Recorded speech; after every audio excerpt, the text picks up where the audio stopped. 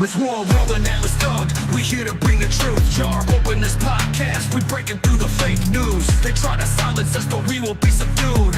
We're bearded alpha males here to save the youth. Spitting fire on the mic with the bass Christian takes. Exposing the lies, keeping the demons at bay. We ain't afraid to speak up, we won't be swayed. Jar open this podcast, where the truth is laid. Jar openers, cracking open the lies. We're rolling Atlas up, we're here to rise. Bearded alpha males saving the youth from the godless demons, spreading the truth. We ain't playing games, we're on a mission to awaken the masses with our intuition. Pulling out the corruption with no inhibition. Jar open this podcast, sparking a revolution. We're not afraid to stand tall in a world full of deceit. We're the voice of reason, bringing light to the street. Keeping it real, never missing a beat. Jar open this podcast, where the truth meets the heat. Jar openers, cracking open the lies. We're rolling Atlas up, we're here to rise. Bearded alpha males saving the youth from the godless demons, spreading the truth. Jar open this podcast, where the truth will never cease. Join us on the journey to bring back peace. We're rolling Atlas thugs, fearless in our release. Jar open this podcast, where the lies will decrease. Welcome in to the Jar Openers podcast. It is just me by myself today, guys. Going to look a little bit different than it normally does, so I'm going to need you guys to help me out a little bit. So anything with the sound that's wrong, anything that's wrong, please let me know immediately. That way I can try to keep track of it as best I can. It's been a minute since I've streamed on OBS, so please let me know if anything's having any issues at all. I'll change it as soon as I possibly can. But with that out of the way, welcome into the Jar Openers podcast. We have quite a bit of stuff to get into today. Now, a couple of them a bit more funny than others, some of them just outright retarded and ridiculous. But just to give you an idea, we do have a little bit of an update with Matt Walsh coming in on what I consider the right side of the Shiloh Hendricks issue. Got a couple clips from him we will get into. We also have an update that there is no timeline for the Epstein files to be released, which not shocked by that whatsoever. Maybe I'll be honest about that. We also have Hillary Clinton possibly and potentially running for president in 2028. We have that from the leading report. We'll get into that too. We have Jeffrey Sachs coming in and saying that no, from the evidence that he's seen, he thinks that COVID-19 came from the University of North Carolina, which is obviously different take than what we have for the Wuhan origin. Then we also have Kash Patel pushing DEI, pointed out by Laura Loomer, said, where is the real Kash Patel? Or at least the one that posted that's not the real one. And then we also have, on top of that, with the COVID stuff too, we also have the fact that Trump has banned officially federal funding for gain-of-function research. But the biggest topic that we have for today, which is one that came out of nowhere, which is pick your gay conservative pundit. Whose team are you on? Team Straka versus Team Pressler. Came out of nowhere, in my opinion, but there was a video that Brandon Straka put out, basically claiming that a lot of what Scott has said has been dishonest. A lot of his claims about how much he had helped and his registrations and the data behind it actually doesn't add up to what he is claiming. So we'll get into that too. And then as well as the HR 867 was pulled from voting, obviously with large and rapid backlash on that issue. You had voices like Thomas Massie, you had MTG, you even had Charlie Kirk of all people coming out and saying, no, this needs to be immediately pulled. The American people do not need any portion of this anti-free speech bill, which in short criminalized private boycotting over specific issues if it was basically parroted by a international organization. If that explains it to you. We'll get into that as we get to it there. But to start things off, if you are here, I do appreciate it. I see you guys in chat. J House Money as well. Thank you for being here. I appreciate it very much. Definitely make sure you smash the like button and then definitely subscribe if you haven't already. But with that, let's get started. One of the first things that we're going to actually get into today at the top of the hour is going to be the Brandon Straka versus Scott Pressler. Now, if you're unfamiliar with this, it's probably because you probably really don't care about it all too much, to be honest with you. Let me go ahead and make sure I bring it down to the right window, actually. It blew me away, but it already has 1.2 million views. It's like about a day old. Let me go ahead and put it on screen here for you guys. This is what we have here. I may actually move myself to a better spot. That'll probably be about a lot better for this. So what we have here is Brandon Straka, who is known for the walkaway campaign. He did a lot of work following his fallout with J6, as well as just being another notable, gay conservative, which I just find funny. At the end of the day, you have two gay conservatives who are beefing with each other. Just is the statement on modern day conservatism, right? I think it's pretty funny. But he drops this video here. It's about 14 and a half minutes long. Not sure if we watched the whole thing. I did skim through it earlier. A lot of people have already given their basic kind of takes on this, that it is a nothing burger. Many people are coming out against Brandon Straka because Scott Pressler is a golden calf to many on the right wing, which he is not to me. But I was curious by some of the details that was being released by this, especially for someone who is held in such high regard, which would be an individual such as Scott Pressler. But this is the video. Let me make sure it's going to be on a regular play. I listen to things pretty quickly. So we'll go ahead and put this up here. Get it on screen here as well. Make sure the sound is okay. And again, if there's any issues, please let me know on sound. Please let me know as soon as possible. I will adjust accordingly, but let's get this started here. Probably become conditioned at this point to believe that Scott Pressler registered tens of thousands of voters in 2024 and delivered Pennsylvania for President Trump.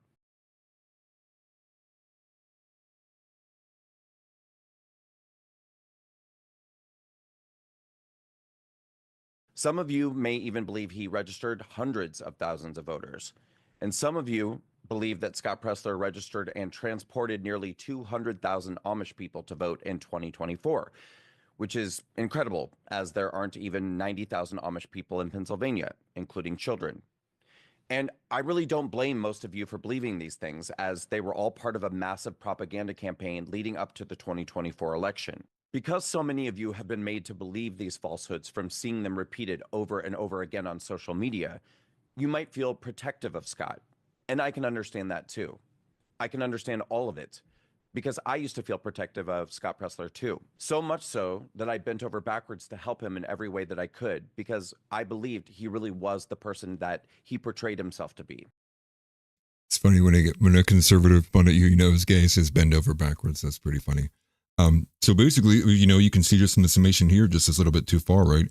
He's obviously pointing out that he believes that there is a lot of lying, and a lot of what was behind Scott Pressler was a propaganda campaign, which again was news to me. I thought it was pretty genuine and organic, but let's continue. I too was duped by the propaganda. When I began rising up in 2018, I was instantaneously given a lot of opportunities that, frankly, many people never get. And that was never lost on me. I never wanted to make walkaway about me. I always wanted it to be about community, teamwork, and using my platform to lift up other people that I thought were talented and effective and deserved a boost. Scott had been doing activism work before I started Walkaway. I admired the person who I believed him to be, and I wanted to do anything within my ability and my power to help lift him higher and help him succeed. And so I began inviting him to speak at as many Walkaway events as possible, ranging from town halls to rallies, galas, and putting him front and center at Walkaway's 2 major marches and rallies in Washington, D.C. Do you guys feel it? I am proud to be here with you today. You, every single one of you.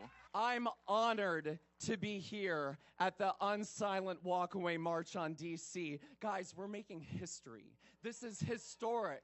This is historic! But that was far from all. From 2018 through to January 6th, I was being asked to go on cable news shows on a weekly basis. And because I felt so blessed and grateful to have these opportunities, I did something that virtually nobody else does. I used my time on these appearances to shout out other people that I didn't think were being given the credit they deserved. And I considered Scott to be one of those people. And so on numerous occasions, I called attention to him and his work on Fox News, OAN, Newsmax, and more. I love Scott Pressler. I have loved Scott Pressler for a long time. For anyone who doesn't know, Scott Pressler is an amazing conservative activist who goes into Democrat-run cities that have gone completely to hell, and he cleans them up with a group of people. And it's not even a partisan political thing. It's really just about taking care of our country and taking... I gotta be honest, there's a deep portion of me that believes that they maybe had a relationship behind the scenes and it soured. And like, this is just really like some really nothing burger beef between two gay guys who are having a fallout. I mean, not trying to be too over the nose on the, but like that's the vibe I get from it, right? Like it's hard to not to, right? Like to me, it seems a little bit over dramatic as well. Nothing like real substantive being presented. It sounds like I did all these things for you, you did nothing for me kind of vibe is what I'm getting from this. We'll let it play a little bit more though. We'll see what else he has to say. Taking care of our communities. In 2019, I created my own video series called The Hard Truth. Walkaway's 5-minute videos educating the public on different topics with a featured speaker in each episode. My episode about liberal media bias was first, and it was shared by President Trump and received over 4 million views. For the follow-up episode, I chose Scott. I flew him all expenses paid to Michigan to shoot the video and spent thousands of dollars creating and editing his episode about voter registration, which we pushed out to our over 1 million followers on social media. When it appeared to me that Scott was struggling financially, I offered him a paid job with Walkaway as an activism leader, which he politely declined, stating that he had secured his dream job with a state GOP, which didn't seem to come to fruition as far as I could tell. That same year, Scott got himself aligned with a manager of sorts who was, to put it mildly, not a good guy. I knew this from my own personal experience, and Scott indicated to me that he was also concerned and wanted out of a signed agreement that he had with this person. Genuinely worried for his well-being, I offered to have my attorney get involved to help free Scott from his contract at my expense. I began to develop a friendship with Laura Trump in early 2019 after she'd seen me in my hour-long interview with Mark Levin on Fox. Laura began to get more involved with Walkaway, and she asked me to speak at a Trump rally in Cincinnati opening for President Trump. A year later, during the 2020 election cycle, I contacted Laura to let her know that I really felt that my friend Scott was not being seen or acknowledged, and that it would mean a lot to me if she would take a meeting with him. She was only partially familiar with him at the time, but told me that she'd be happy to speak to him. A week later, Laura contacted me and told me she had just gotten off the phone with Scott and had a great conversation. And from there, they began to build their own relationship, which made me happy. I'm sure you're now abundantly aware of how Scott now references his friendship with Laura. But like, I'm sorry, like the whole thing, like, where's anything substantial so far, right? This is literally giving me whole entire vibes of he made me feel bad, like broken friendship, like I thought we were bros, man. Like I don't know. It's just weird, and I would have thought Brandon would have had at least a little bit better PR, understanding like what this means coming at him like this. It's gonna poison the well for him really bad. But nice to see you guys in here. Got like Tex and TNT joined recently. Nice to see you guys in here. Yeah, YouTube was trying to hide the live tonight. Probably. I couldn't get the normal like scheduled thing put up for whatever reason. I have no idea why. Just figured it out. Let's see. I'll let it go a little bit more. If I don't hear anything substantial, we're going to move on to the next topic. Unless you guys in chat want to keep watching the rest of this. I thought there's going to be a bit more than what I'm hearing so far. On a regular basis. Immediately after the 2020 election is when I started to see a different side of Scott, and I began to question the person that I had previously believed him to be. A group of over a dozen conservative activists with large social media followings came together to organize rallies in swing states to encourage the public to continue to rally their state legislatures for a forensic audit of the 2020 election. The idea was that we would all host rallies, film footage of our rallies, and post them to social media using the hashtag #StopTheSteal. The agreement we all had was that everybody would share everybody's posts in an effort to amplify the visibility of our mission across the country. Everybody in our group adhered to this agreement, except Scott, who would only post videos of himself speaking at rallies in Pennsylvania and using the messaging, "I'm doing this and I'm doing that" in Pennsylvania. So everybody in our group was posting Scott's videos of his work to our pages, but he would not post videos of our work. Then I announced that I would be moving to Georgia for the month of December to knock doors and organize volunteers for an... Okay, so maybe Scott's a bit more of a grifter than like than what maybe we're led to believe, right? Like, doesn't seem like anything too crazy. This is like influencer level drama. We were all in the influencer campaign, and Scott wasn't pulling his weight. He wasn't posting me enough, man. Like, okay, I get it, right? Maybe he is kind of shitty behind the scenes or behind closed doors. Maybe I see it a bit more there. Maybe he has a different personality to what he shows, which I think is enough to have criticism there, right? People are led to believe there's a Mother Teresa type figure, but really you're dressed as like, just as shady as everybody else. I don't know. I really don't know what to make of it so far. Let it go a little bit longer. Effort I called Save the Senate. As candidates David Perdue and Kelly Loeffler's seats were up for grabs in the Georgia runoff election on January 5th. Losing these two seats would mean losing our Senate majority. Scott announced on Twitter that he too would be spending December in Georgia, knocking on doors with volunteers. So I asked Scott if he would be willing to coordinate our schedules if we were going to be in the same area at the same time to work together. He gave me some dates and locations that worked with mine, and again announced his plans on Twitter. When it came close to time to coordinate our combined effort dates, I reached out again to begin planning, and Scott told me his plans had changed and that he would now not be in Georgia at that time. I thought, well, that's interesting because you've definitely been telling the public that you're knocking doors in Georgia. So are you going to go on social media and explain now that you're not? And how often is this happening? And the next thing you know, it's January 6th. That day, I was really privileged to be given an incredible seat, front row center for President Trump's speech at the Ellipse. I really couldn't believe it. As I sat there waiting for the event to start, here comes bounding over my friend Scott, who asked me if he could sit next to me to watch President Trump speak. Of course, I said, I'd love to sit next to you. And so Scott sat next to me all morning on January 6th, and of course posted on Twitter about his amazing front row seat, without really ever mentioning how he had ended up there. We separated after the Ellipse and both separately made our way to the... Bro, like, this is ridiculous. Okay. I need the chat. Like, ones, if you want me to keep watching this. Two, if you don't care, we can move on. Please. Because, like, this is... I thought there was going to be a lot more than this. This is hilarious, man. Like, what are we talking about? Like, oh my gosh. Like, oh, well... Scott never told anybody that I was the one who let him sit next to me in the front row. It's like, yeah, okay, like maybe Scott's just like not your friend, or maybe you're just like a weird dude. He doesn't want to have like lead you on to something or whatever. Like, I don't know. It's so dumb. It's so dumb. Yeah. Let's juxtaposition get your points already. I don't think he has it. Forgive me. I don't think he has any. I think this is all just, he made me mad and upset. I'll see if he puts anything on screen here, though. No, that's what this is. No, okay. No, to be fair, he did put TNT said I want to, but I don't want to. It's funny. Now, let's make this video easier because I think that we'll just go ahead and look at the comments, right? I feel like more of the story can be found in the comments here. So we do have, it's very predictable, right? It's like, we're going to get everybody coming out of the woodwork because they're very pro Scott Pressler. Like, Scott Pressler is like I said earlier, like he's become kind of like a golden calf, right? You should delete this post. Shame. And then he says I should delete a post that tells the truth. Please explain why that is bad. And yeah, there's the divisive one, but I could have swore there it was. Okay, so this is like his actual argument here. This is some substance. So Gays for dude, it's so ridiculous. Gays for Trump said, okay, so he's a bad friend. You offered zero proof that his impact in Pennsylvania with early vote action didn't play a part in helping get Trump elected. So here's what he posted in response to that. So let's just look at this. What is this tweet here? Okay, so here are the claims here.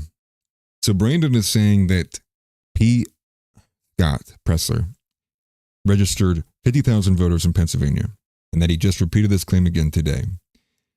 On the day that voter registration closed in Pennsylvania in 2024 in October, that PA state director put out a post stating that collectively the entire EVA organization registered 10,000 voters. 8 days later, Scott multiplied this number by 5, claiming his organization registered 50,000 voters. Also saying that Scott raised $6.9 million by pushing that lie, and said that wasn't all. Said that Scott has created the public perception that he got thousands and thousands. Some people actually believe over 180,000 Amish people registered and delivered to polls, which I guess that was the opening thing. That's the first thing that he posted about, right? Which is like the population of Amish individuals. But again, I'm not sure how accurate the census is going to be with Amish. It's not like you really know where they're at when they're off the grid. A lot of them are. But he goes on and says that data shows there was virtually no change in the Amish registration or turnout for the 2024 election, and that it was all a mass deception. Let me check this in. Okay, so that's the claim. The claim was that he said 50,000, the number's actually closer to 10,000, and that Trump won PA by over 100,000 votes. And so he's basically downplaying how effective Scott really was in comparison to what other people have been pushing. Okay. So what are these photos he has? Yeah, because Tix is saying, where's the proof that he didn't though? Right, exactly. So I'm assuming that he, okay, so here's the proof. So I guess that this is the Pennsylvania state director who was with Scott. So I'm assuming that's what the screenshot is, which says that he was proud, and again, a couple of days earlier than what he said there in October. So this is the president saying that he was proud of all of his EVA teammates who helped to register a collective 10,000 new voters for Trump during that cycle.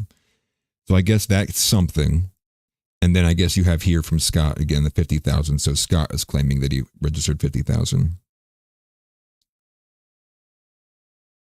Interesting. I guess you can sub the defense, right? Maybe the 50,000 is referring to all states.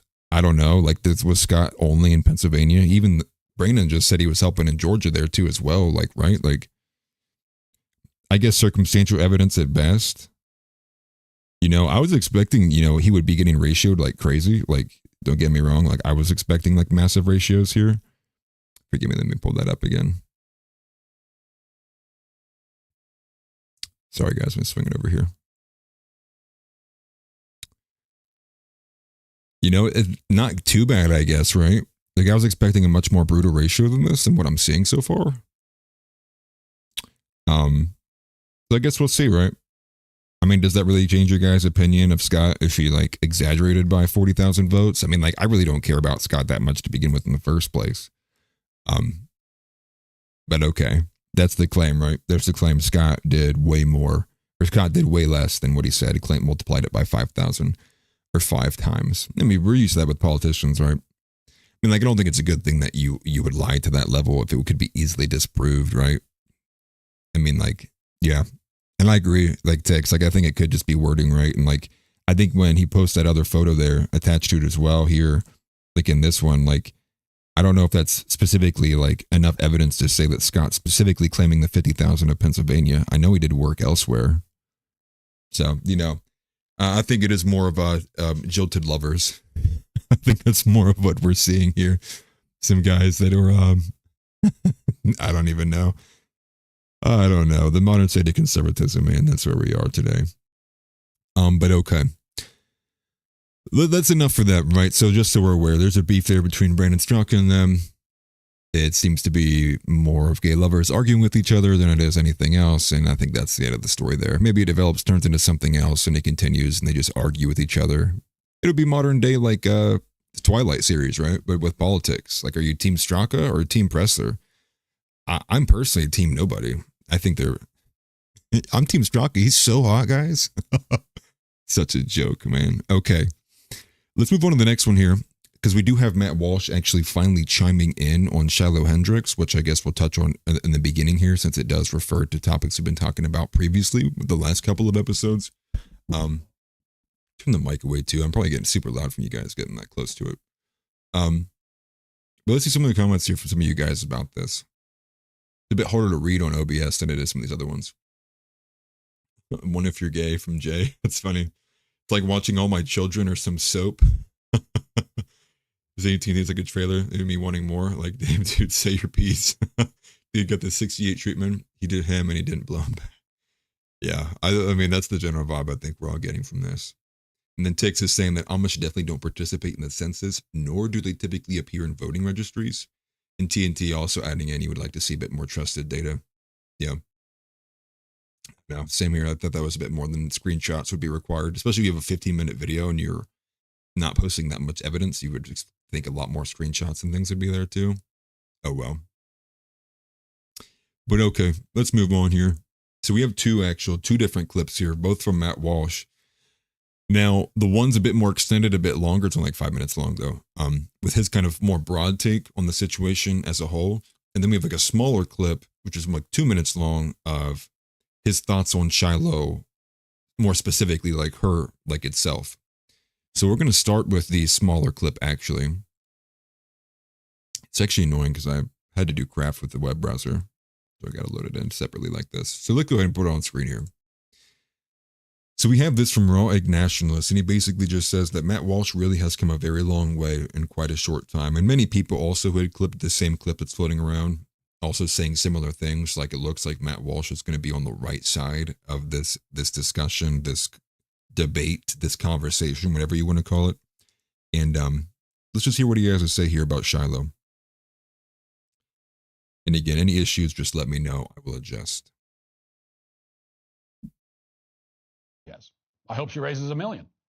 I will not be joining with some of my conservative friends in wagging my finger at her donors, and I'll explain why. First of all, she does have a legitimate need for the money. The mob is truly trying to get her killed. I don't believe that a woman should have her life threatened for saying a word, even a bad one. And you could say freedom of speech, but not freedom from consequences for your speech, all you want. But if losing your livelihood and having your house burned down is a consequence of your speech, then you do not have free speech. Supporting free speech means supporting someone's ability to speak without having their family murdered for it. Okay? I mean, that should be pretty obvious. Second, more importantly, and this is the part that I really need everyone to stop and think about.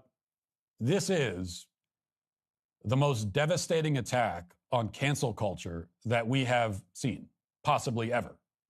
Shiloh Hendricks has, without really trying, effectively ended cancel culture. As Mark Dice said in his video about the incident, Shiloh is the final boss of cancel culture, or maybe rather the final boss that cancel culture has to fight. And I think that's right. I agree wholeheartedly there.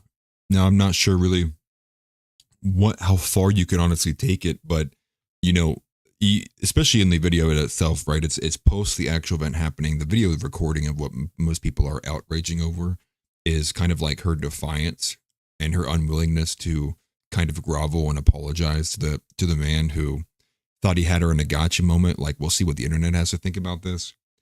And, I actually agree with them.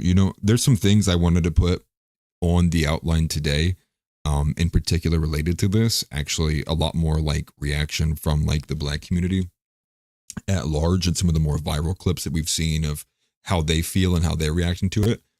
And the majority of them, I mean, truth be told, like, are basically just violent. I mean, they're like just calls to violence. They're basically saying, like, if you think this way or feel this way, this is why you need this, or you need this to your head, like things like that. And then you also have like what Sandra Fairbanks had pointed out yesterday, which actually got worse.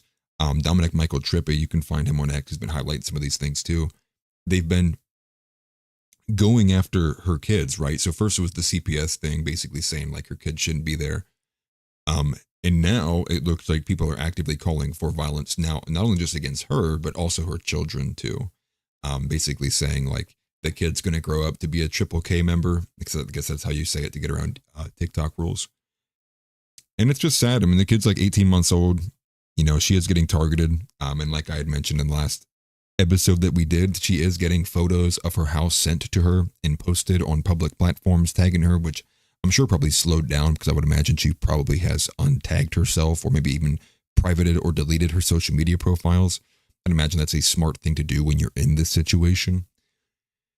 But it is. I mean, I agree with the statement that's against the cancel culture, the defying that you will be bent to the will and be told that you must accordingly say a certain word or march in a lockstep, or that, one group of people is allowed to say this word and every other group of people is not allowed to say the word. And you're basically getting a lot of individuals who are saying, well, everybody can say it or nobody can say it.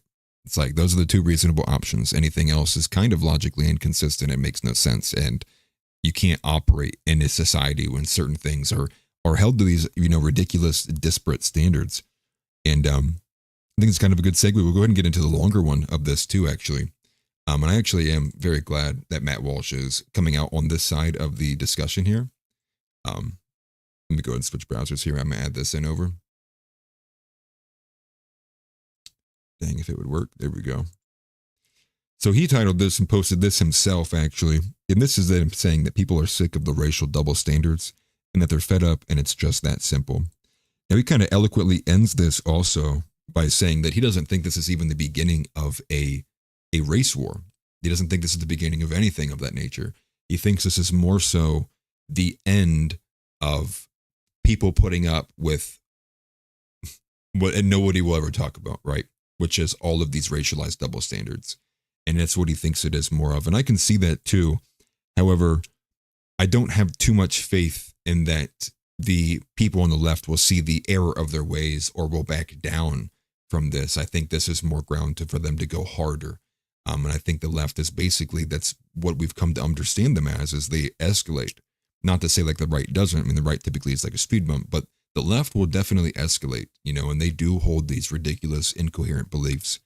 So my faith in that they will simply kind of back down from this, or, let her, win, if you will, by proxy with the GoFundMe or the Give Send Go, I'm unsure of. But again, here's Matt Walsh on a longer, broader take of the Shiloh Hendricks situation. The mob that tried unsuccessfully to cancel Shiloh Hendricks was far, far more outraged over Shiloh saying the N-word than they were over Carmelo Anthony stabbing somebody to death. Indeed, many of them actively supported Carmelo Anthony murdering Austin Metcalf. They rewarded him financially for it. And this is all part of the preposterous racial double standard that has defined American culture for generations now. It is a double standard that declares it a greater crime for a white person to say a word than for a black person to kill a white person. In fact, killing a white person could even be a just punishment for saying that word, according to these standards. The rules surrounding this word, the moral weight granted to it, the arbitrary guidelines drawn around it, it's all nonsense. It's all indefensible on both moral and intellectual grounds. People are fed up with it. That's what you're seeing in this story. People are just fed up with it. No, I even characterize this too. Like, I think there's really two camps of this, the people who are fed up with it. Now, he might characterize this more so as like people just being fed up with maybe just the multiracial kind of culture and kind of the social norms that we've kind of built, obviously not being written, but what we've kind of, inherently, intrinsically have come to understand what is acceptable socially and what's not, as it is, crafted via brute force, via media, or also anecdotally experiences people build as they grow up, and go through high school and social institutions and gain an understanding being with people. And I would separate it into two groups. I think there are the groups that is, yes, very anti, like they'll say like nothing good was about the situation, but they also don't condone any of like the doxing and things like that. But they can see the point of like, hey, like, yeah, this is kind of ridiculous over just a word. This is insane. We just saw you do this with like the Carmelo Anthony and he killed a kid. Like, that's ridiculous. And then I think there's also a secondary camp that's getting more bold, getting broader and bigger, who would more accurately characterize this in their terms as something like black fatigue, which is they go even a step beyond that, which is basically saying like, not is it just like not just about race, but it's more so about one particular group that has a heavy emphasis on, and those kind of relations there. And, people say AF or BF or whatever you want to put in there too. But ultimately, I think there are two kind of distinct groups in there, and it's hard to tell which one's really the more prominent one of the two. Because like I've been seeing both as I've been on X. Not really sure like where you guys stand out as on chat. I mean, when I made the Shiloh Hendricks video that I posted a little while ago, at least the people that I typically follow a lot more of, like the Andrew Torbas and the Andrew Iskers and like the Joel Webbins and the Woes and the Stone Choir, that lends me to think that it's more so about the specific, more black fatigue than it is purely like being against cancel culture, if that makes sense. And that's at least what I've been seeing in my corner of the internet, which again is a bit more radical and extreme than I would say the average mainstream conservative is. But to catch up on some comments before I go back to the video here. Nice to see you, Andrea. Glad you made it in. And it is funny about the quartering video that you said there. And Tix is also saying that he doesn't think that Shiloh Hendricks was wrong for what she said, but she also shouldn't be rewarded for it either. But yeah, and then Jay adds in there, swatting is how far they're taking it now. Yeah, and the thing is, and here's what I would say with that too. I don't really see it as like rewarding her, more so than it's like, we all know that like once an incident like this goes viral, right? Say you're Papa John, or you're any of these individuals who's like in the recent like 3, 4 to 5 years has said, anything that could be deemed as racist, right? Especially when you go as far as like, saying the N-word, right? Which is the biggest no-no of all time, right? You can blaspheme God for you can say the N-word in America. It's kind of insane. But I see from that, the people giving her the funds may see it as like they're giving money purely because they're glad she said that word. But I more so see it as we all watch that and we know that the reaction is going to be that there are people who are going to try to harm her from simply saying that word. And we all know it. It's like all in the back of our heads subconsciously. We all know it. We know that someone's going to be coming out there. They're going to try to put a hit on her. They're going to probably like maybe try to damage, maybe do something with her children. And so I don't even see it as rewarding her. I see it as almost like a necessary thing. It's like now we have to, because we know that she is going to be targeted, and we don't even like subconscious anymore. We have the evidence with the photos. We have the evidence with the doxings and all the attempts at the school having to pull the children out. We know what's happening. So I more so see it as like a defense fund, like I hope you stay alive for longer than next week kind of fund. Because that's what I see happening. And especially with all the videos that I can't even show on YouTube, the majority of them go to these lengths where they're saying like, well, her kid needs this in the head, right? Like she needs something, she needs one of these in the head. And like her 1.5-year-old kid is this Triple K member. He's going to grow up and be a monster. Like all of the dehumanizing stuff that comes with it. And again, right. I don't think it is obviously couth to say those kinds of words to a child. But like I said on that video too, it's not like I experienced it as well myself when I used to live in the city. Like for me, it's easy to understand like how quickly that came off of her tongue at the end of the day. But switching back, and we'll finish this video here. We'll go back with Matt Walsh. Now that child, if he's like the average black child in this country, did not hear the N-word for the first time from a white woman at the park last week. Okay? He's no doubt heard it thousands of times. He likely hears it every day. He probably hears it in his own home. Are we supposed to believe that he's heard the word 1,000 times, but it's time 1,001 that really traumatized him? I mean, the idea that the word is a common greeting for one race, but unspeakably evil if uttered by a different race is laughably ridiculous. The idea that one race can say the word 10,000 times a day and the other race cannot speak the syllables under any circumstance, even if they're just repeating what someone else said or singing along to a rap song, that idea, again, is totally indefensible, which is why no one has ever tried to defend it. Instead, it's just yet another, racial rule of the road that we're supposed to follow without ever asking any questions about it or expecting anyone to explain it or justify it. People are sick of that. It's just that simple. They are sick of it. Now, it is simple. If it's wrong to say the word, then it's wrong for anyone to say it. If black people want white people to not say the word, then they need to not say it. If you say it, everyone else can say it. Point blank, it's that simple. That's how life works. Deal with it. No, you can't do that. You can't say, well, no, we can do this thing, but you can't. Doesn't work that way. It does not work that way. Well, it did work that way for a long time. It was indefensible, and it's just not going to work that way anymore. Sorry. And no matter who is saying it, it's not any worse than any other slur or vulgarity. It's not special. The word is not magical. It's not some kind of mystical curse. It's not some kind of dark incantation that conjures evil spirits from the netherworld. It's just a word. It's a vulgar word. It's a rude word. It's a word that I believe polite people shouldn't say for the same reason they shouldn't use any other vulgarity. I'm using N-word right now instead of saying the actual word for the same reason that I would say F-word or C-word instead of those actual words. Those are vulgar words, but that's all. The reflexive, indefensible, capricious, vacillating racial double standards are over. People are fed up with them. They are fed up with the game and they don't want to play it anymore. And that's all that this word has become. That's all that our quote unquote race relations have become. A game with arbitrary rules and incredibly excessive punishments for anyone who breaks them. It's basically taken on a very kind of toxic power dynamic. And I think that's why a lot of people kind of use it, right?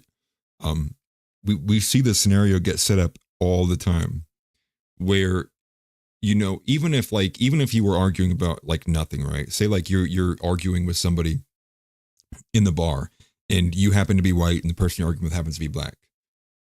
I've seen this in real life where the argument can be about like your chair touched my chair, stop bumping my chair, has nothing to do with race. And it's like clockwork. I hear it all the time. Like, what? You gonna call me an N-word? And it's like, it becomes a power thing, right? It's like, you can just throw that in there and it immediately is like a massive obstacle you as a white person like have to dance around because of a massive amount of negative social currency that word has become in terms of a mechanism that is basically always used to leverage power. It almost always just takes the air out of any issue and immediately fronts it into that.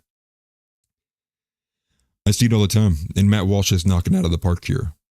And I mean, what did people expect, right? It's like one of those things where it's very, to me, it's like, it's a logical thing. And it's something that I saw, I mean, I don't know, like 15 years ago when I was in high school. Like, it's not going to be this way. You just can't simply expect things to be not contentious operating this way by consistently telling one group of people, not only can they not say the word just like how he laid out, but literally on the other end, the other group of people using it almost in between every other word that they speak. Almost like this SpongeBob episode. I need bus ticket. That's the degree of which the word is used. And then you add it to things like how it's becoming basically like pop culture kind of slang, where even like a lot of girls in the Twitch community and things like that begin saying it too. Now, for the most part, generally that seems to go one way or the other. Either people are like, oh, it's okay, like she had the N-word pass and things like that. It depends on who's going to get upset about it. But at the end of the day, it was always unsustainable. And I think we're faced with a choice, right? We're faced with a choice. Like, do we try to move towards the goal of nobody say it, and we try to push towards a very, very much more polite society, and we all try to find the boundaries of like why it's not okay? I don't see that happening. And especially with the black community, right? They're gonna be like, "What, you're gonna say that I can't say this word that you guys used to me to become the whole victim thing?" And the other way, which is, well, everybody's allowed to say the word, and I don't see that working either. I mean, I just see that being more violence, right? Like what TP USA is gonna run a campaign like make the N-word white again, like right? Like what? You think people aren't gonna get harmed from just trying to operate a campaign like that? It's like one of the very untouchable things, and largely because it does come with such an implicit threat of violence if you do use such a word. Yeah, free speech country here in America, right? I don't know. And I just don't think either of the solutions work. I don't know how you would incorporate them without, someone being extremely agitated and irritated out of those groups. I apologize, guys. I feel like I'm not reading your comments enough as we normally would. But then TNT we have here, he says, look how much you get paid to delete a cracker. Imagine how much if it's a famous one that dropped the N-bomb. Yeah. He hears it 6 inches from the mirror every morning. More than likely, I would imagine that he does. And Tix also says, I thought it had no power anymore, but yet anytime it's used by those, not allowed. OMG, slavery has returned. That seems to be the level of which it is gone. And I've always been of the belief too, the longer that you keep this kind of we can say it, no one else can say it mentality, the more power that you do give the word. It's kind of like you are making sure that it keeps the same level of vitriolic, impact that it had the moment that it was, first uttered. And then Tix also adding in that there are 0 scenarios where an actual race war or the outcome after a week isn't. That's why you don't poke the effing bear. I don't even really see it getting to that point too. I think that there's a lot of individuals who are like in this side of history, I should say, the more we've gone to the modern era, violence is such a pushed away thing. And there is such a thing as what I would call emotionalism that does exist on both the left and the right. It's like you basically are like, yeah, you feel that ardently, but the moment you are there in the moment when something actually does pop off and it does become violent, you do see kind of like that first body shock, right? It's not going to go very far. It's like everyone wants to talk, and the moment there's blood on somebody's hand, it's like, okay, hold on, maybe we got to talk this out. I don't really just see it blowing up like that either. But TNT adds that in the 3 years that he's lived here, there's been 3 shootouts at the bar down the street. All 3 times it was typical suspects shooting each other. I think rap music destroyed black culture beyond repair. Yeah. Right. Then I also kind of think back to the kid in the Myron Gaines Uncensored America on South Carolina campus, right? He said white people listen to rap music too. They have for like the last 20, 30 years. And it's not like, they've been going out and, popping off, and doing all of the typical suspect behavior stuff. It's tough, man. Yeah, it's really tough. And, like I always say this too, like, I don't think it's a univariable issue either. Like, I think there's multiple variables that come into play here and determine the majority of the things that we see here. As much as I do think that there's a bit more to it than just culture, I do think that there is a predispositions inside of races. I don't know if you can chalk it up entirely to that, especially when there is such an ardent history of what they've happened to here in America.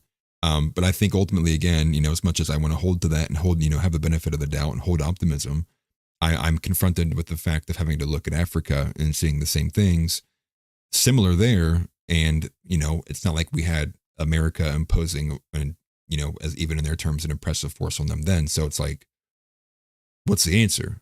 I think the longer we kind of dance in this playground with no answer and things just keep happening, the more likely we probably do push that there is a lot more of a violent period of conflict over these racialized lines. It's unfortunate, man. I wish it wasn't a thing here. But we'll go ahead and finish the rest of this video here. We'll let it play out from Matt Walsh here. It's like the societal equivalent of a child, trying to walk on the sidewalk without stepping on a crack. Eventually, the kid gets bored with it, starts walking normally again, because it turns out that if you step on a crack, you're not really going to break your mother's back. The rules are fake. And eventually, people get tired of following them. Telling white people, and white people only, that they can't combine two specific syllables under any circumstance, it's like telling them they can't touch their head unless someone says Simon Says. Okay? They're not going to play the game forever. White guilt is the fuel that keeps all this going. White guilt is what convinces white people to follow arbitrary rules that make no sense, to tolerate, even defend a system that's rigged against them with blatant double standards. It's what's compelled white people to acquiesce to a culture that says that, every race can and should defend and root for their own, but white people, and white people only, should not be conscious of their race at all. None of it is fair or morally coherent. And the Carmelo Anthony case, where a black teen raked in $500,000 as a reward for stabbing a white kid to death, was, for a lot of people, the final straw. The final straw of many, many straws. It is no surprise that the Shiloh Hendricks case comes on the heels of that. A lot of people online are fretting that this is the beginning of some kind of race war. But I don't think it's a race war, and it's certainly not the beginning. I mean, there's been a war waged on whiteness for a long time in this country. So this cannot be the beginning of anything. But it may be the end of something. The end of racial double standards. The end of cancel culture. This is an ugly story in a lot of ways. But if history has shown us anything, it's that ugly things die ugly deaths. Yeah. I mean, I think he's right on that point. I don't know. Because here's the thing. I guess on this front, right, is if we're expected to believe like, oh, is this the shot heard around the world, right? Is this the defiant use of the N-word, the shot heard around the world, where everyone kind of goes like, like the Joe Rogan moment, like, oh my gosh. Because I don't see the left letting this go. I don't see the left backing down on these things. Like, their whole entire foundation of what they believe is basically built on the victim and oppressor narrative. And what happens when you start, you're forced into a position where anyone who starts saying like moving forward this position, they have to attack, because otherwise it's like, it's directly antithetical to like what your beliefs is. I just don't see the left laying down on this. So I agree with him. It's not the beginning. I agree with him for sure about that. But I don't think it's the end either. And I just don't see it. I don't see people laying down on this. Now, the thing is Tommy Sotomayor did say, though, if the mainstream and mass, a lot more of the kind of regular white people get behind this kind of stuff, then maybe people lay down. But I don't know, when we have such a very effeminate and emotional population, and I'll just say what it is, I don't know if we'll get there. Because I don't know if we have enough Americans who are, normies, who have the audacity and the balls and the cojones to say, yeah, this is the way it should be. Let's keep it moving. I don't know. Hopefully I can be proved wrong on that, but I lean towards no. I do not think that is the case, actually. Now, another topic we'll move here to, and we got a couple top of the hour ones we'll hit rather quickly, for the most part. Here's the next one we got coming. This is the fact that we are now getting, if it loads, breaking from leading report. The White House has said it has no specific timeline for the release of the remaining Epstein files. Oh, lovely, right? Oh, like, wow, that's a shocker, huh? I thought we were getting them tomorrow, guys. Like, yeah, no. It's insane. And you have Dominic Michael Trippi, one of the first comments here. He says, truckloads of evidence, they're on my desk, all blatant lies. He says our own corrupt government purposely deceived the American people. That is one that I'm rather disappointed about. The comments clearly are unappeased as well. The classic clown meme there too. I'm not appeased either. I guess I'm not shocked myself. It was obviously building up to that. I think we had many people in here in chat as well too who were also saying expect that we'll probably never get the Epstein files either. Again, as I always say, no, never put your trust in a politician, no matter how much you might like them. And people are saying, is Pam Bondi on Epstein's list? I don't know. I think it's more so that there might be other individuals blackmailed and involved, and I think the corruption runs as deep as it runs to the core of the foundation of this country. I'm not shocked. Saw it coming, right? I was there. I was there when I predicted we wouldn't get this, right? I had hope, but again, all the evidence leading up to that led me to believe we were not going to get them. And if we were, it was going to be a lot of hoopla and probably like what we did with the first phase, a lot of things that we already knew, that we already had, that were already public. Now, for the next one, though, we do have here, I'm going to read some of these too, that the leading report is saying, breaking, that Hillary Clinton could potentially be running for president in 2028. That the former senior Trump advisor, Jason Miller, says. That is a terrifying face. Let's blow this up here, guys. That is violently disgusting. Violently disgusting. And what's crazy, too, is I think there are people saying, like, when she was younger, like, Hillary Clinton used to be super attractive. Literally can't tell at this point in time. People saying, why is she not in jail? Gunther saying, well, I just support a Hillary 2028 run.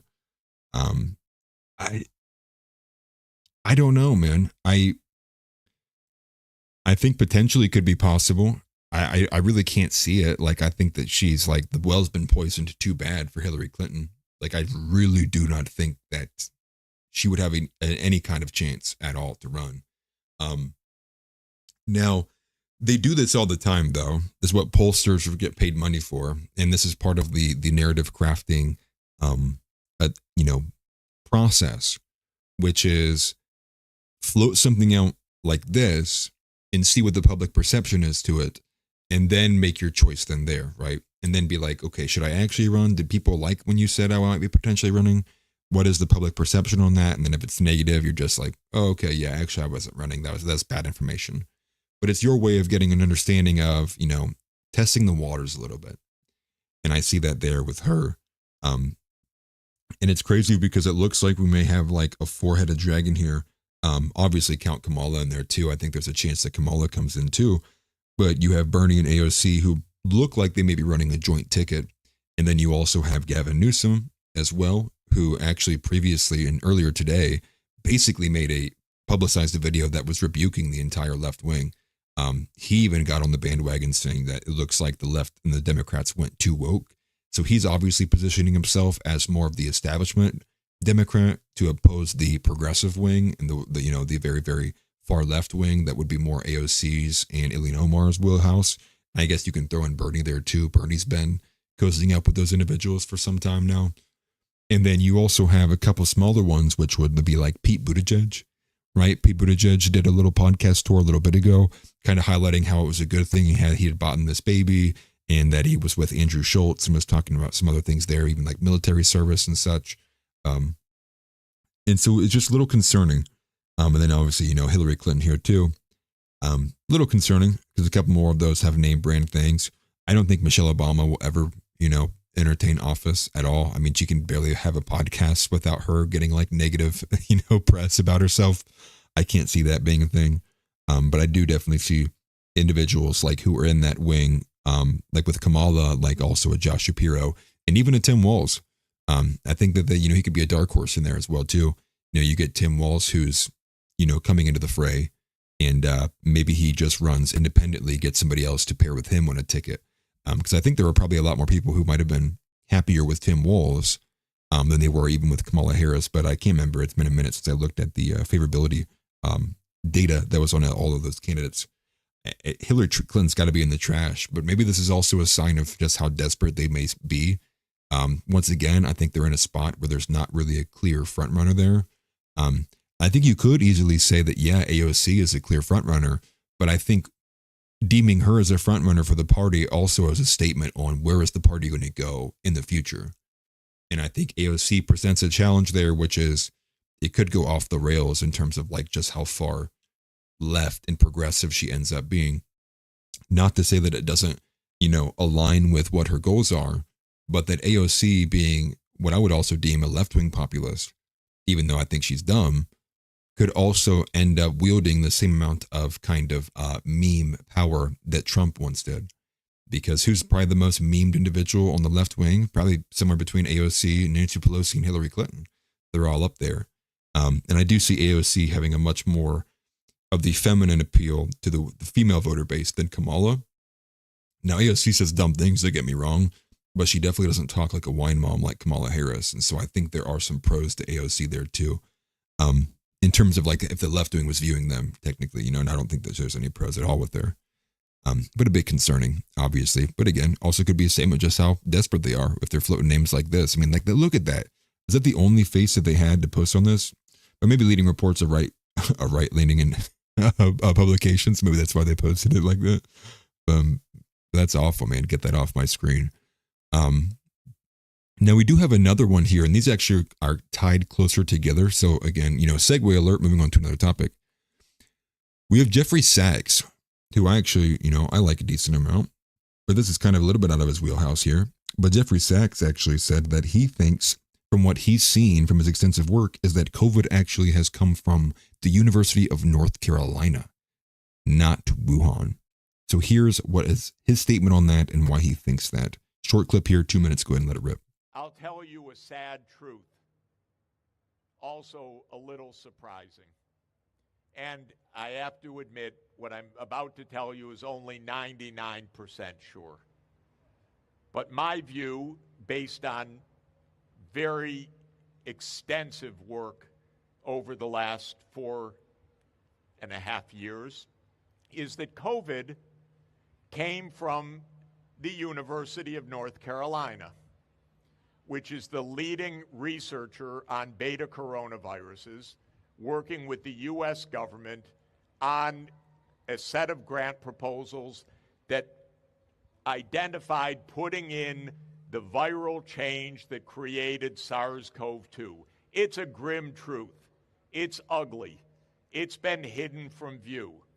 The reason I mention it in this context is we don't have any global governance that is effective right now to control the manipulation of dangerous pathogens like the manipulation that created the pandemic. And when it happened, and officially it took 7 million deaths, but probably if you count all of the deaths associated with COVID, it was probably closer to 20 million deaths. Even when that happens, it's never properly investigated. It's covered up. It's hidden from view. This is a big claim. It's the first time that I hear it. Can you tell us a bit more about this? How and why? And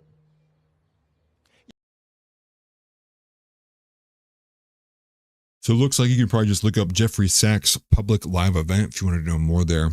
But I basically just grabbed the claim there, which I thought was a little wild. But I have seen other people. I can't think of them on a first name basis, but I did believe I heard one other individual who was on Tucker Carlson's podcast about a few months ago, maybe like 3 or 4 months ago, saying the same thing, that they think that there's a bit more to the story in terms of the actual, chain of custody, if you will, of where COVID began, started, and went to and traveled to, and how it actually got so pervasive in our society. But I thought that was a little wild claim there. And who knows, maybe there was some truth to it there. But maybe even more so a bigger story than that, because I did get about 1/3 views here, is that Trump has actually banned federal funding for the gain of function research. Now, we have this from Clandestine, who is actually a pretty good account on X, although they do get a little bit QAnon-y, a little bit too much for me, to be honest. But he's basically saying, like, holy ass, we did it.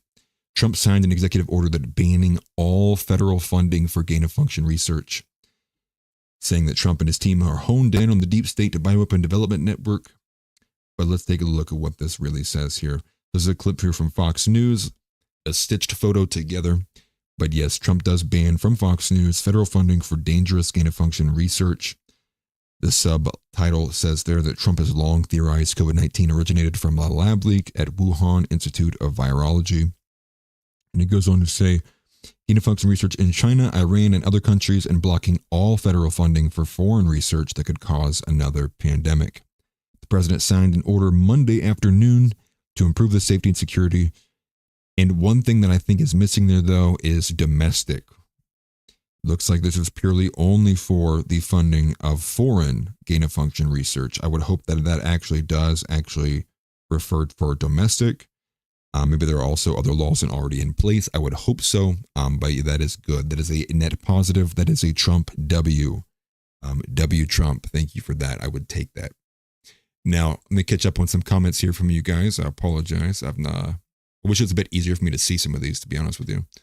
But let's catch up here.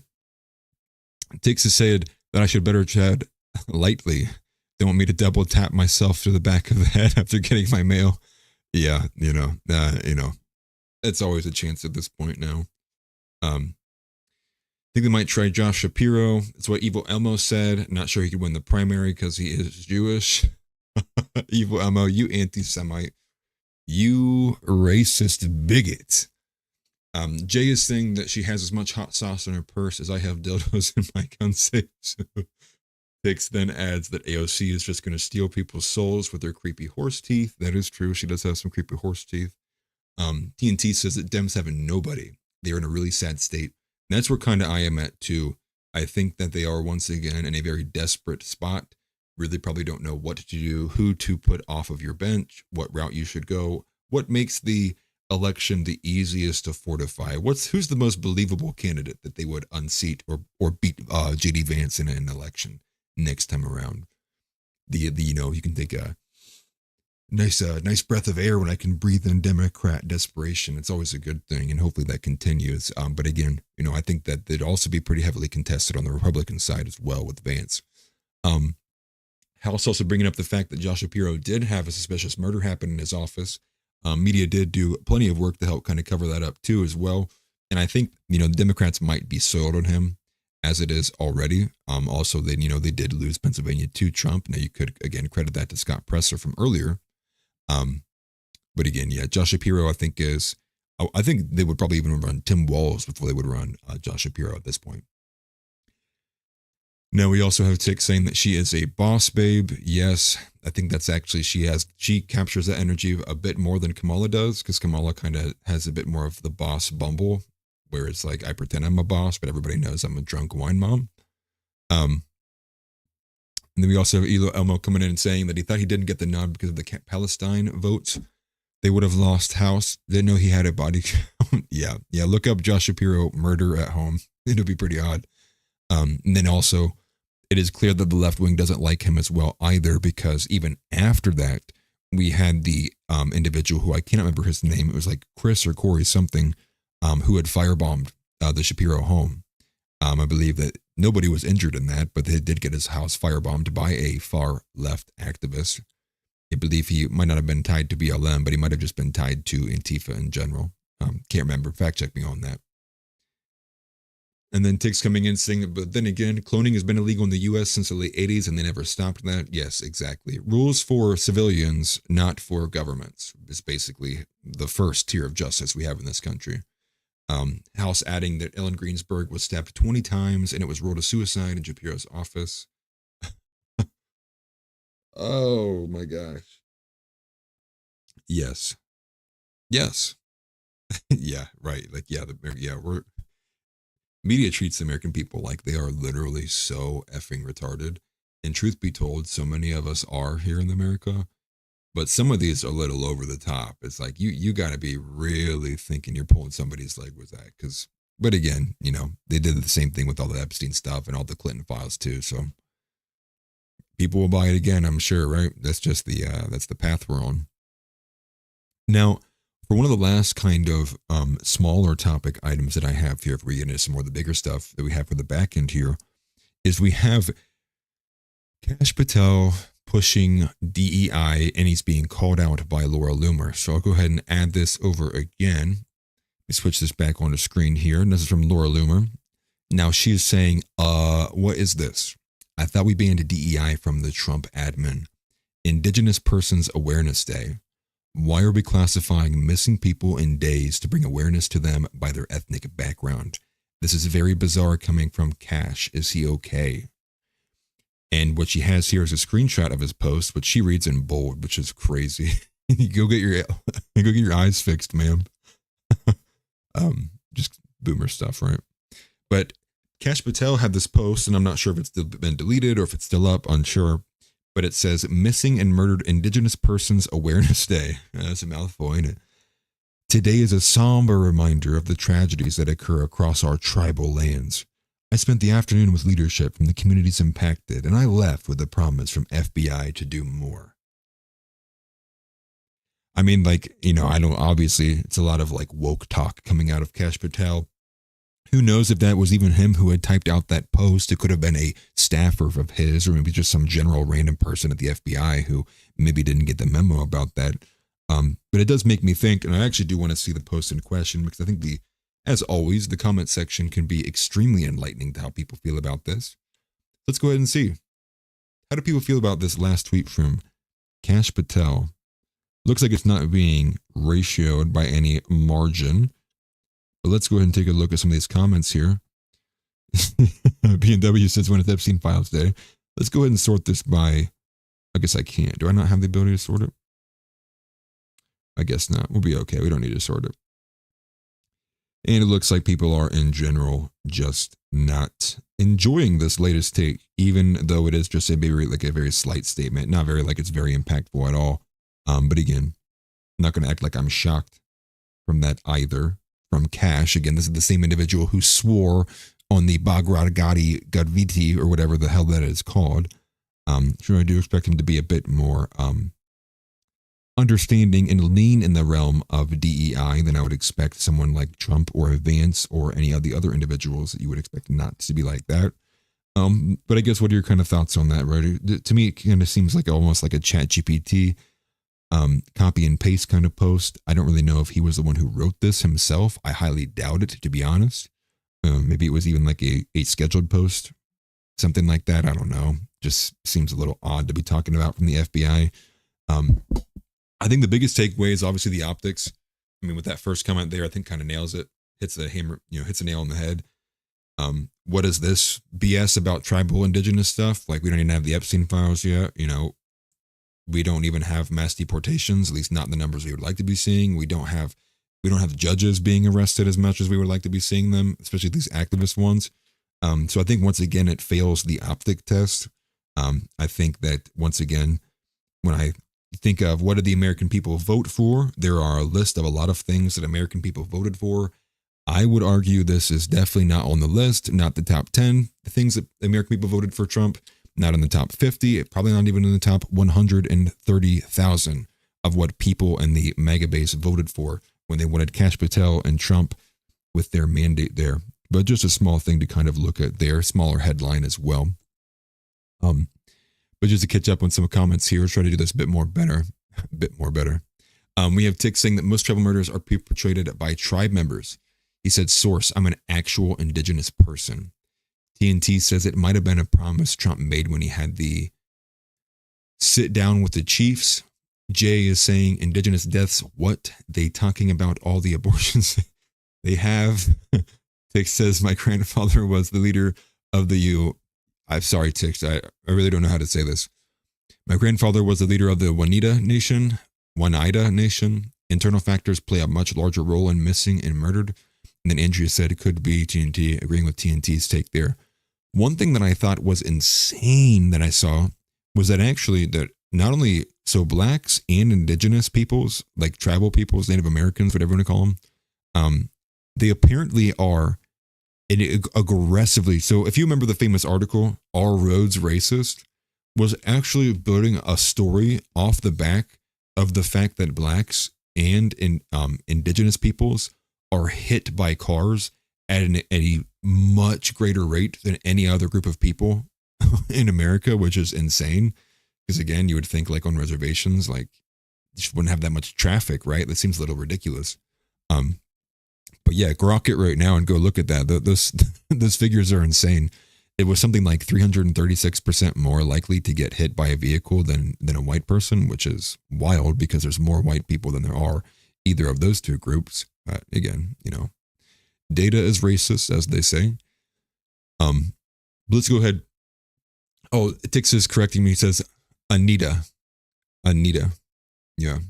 Anita, get out of this country, man. No, I'm just kidding. Okay.